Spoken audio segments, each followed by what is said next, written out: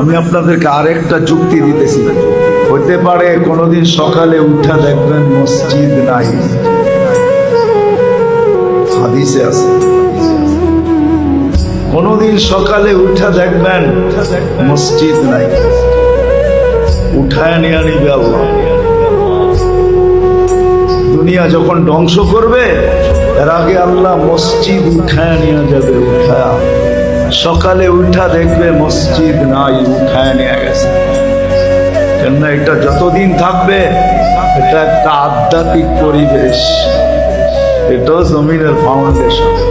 মসজিদ গুলা কিয়ামতের আগে উঠায় নিয়ে মুসলমান দেখবে একদিন সকালে উঠা দেখবে কোরআন পড়া আছে কিন্তু একটা অক্ষরও নাই, সব আল্লাহ উঠায় নিয়ে নেবে। তখনই পরিপূর্ণ সিগন্যাল আসবে এখন আমরা ধ্বংস করতে চলছি, যা তৈরি করছি তা ধ্বংস করে দেবে। সত্য এটি। কিন্তু আমরা যদি এর সাথে অগাধ মহব্বত রাখি, ভালোবাসা রাখি, একে আবাদ করি, আসা যাওয়া